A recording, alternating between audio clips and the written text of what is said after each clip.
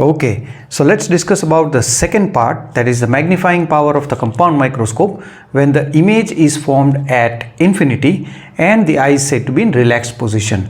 So what do we have over here? We have a very small object which is kept just behind the focus of the objective lens, and its real and inverted image will be formed over here. That is due to the fact that this object lies between f and 2f. So the image is formed beyond 2f of the objective somewhere over here. So let me draw the image.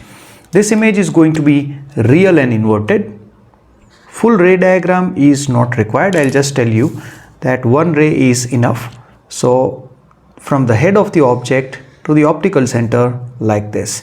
You may choose to draw the another ray like this, and the image is formed over here. Now this image, let me call this as AB and this as A dash B dash. Now this image A dash B dash behaves as an object for the eyepiece. Okay, and our eye is very close to the eyepiece. So since these rays are still going to continue and hit the lens, because there are multiple rays that are going to come out, and all those rays coming from here, they will pass from here and it will appear as if this lens is receiving the rays from this image, because these rays are going to come from here. So this is going to behave as an object for the eyepiece. Okay, now the eyepiece is so adjusted, listen to me carefully, the eyepiece is so adjusted that this image, which was actually an image for this, but the object for this, now this image lies exactly at the focus of this lens.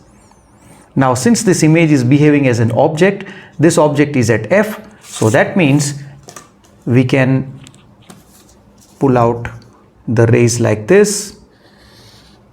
This is one ray, and the another ray would be something like this, and then it would become parallel.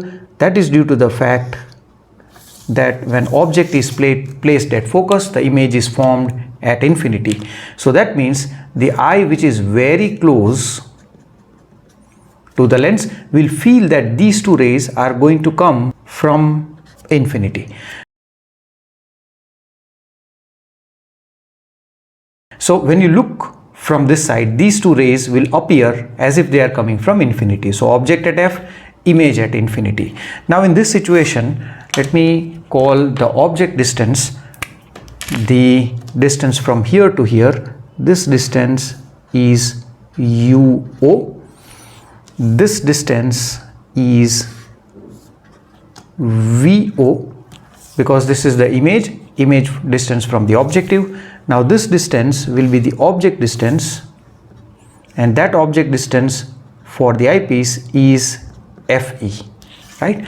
Now please note that the eyepiece always has a larger focal length compared to that of the focal length of the objective, and its area or the diameter, that is aperture, is also larger than this one, right?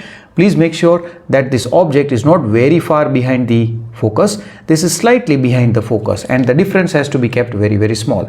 So in the previous lecture also, we found that the magnifying power was equal to linear magnification of the objective times linear magnification of the eyepiece.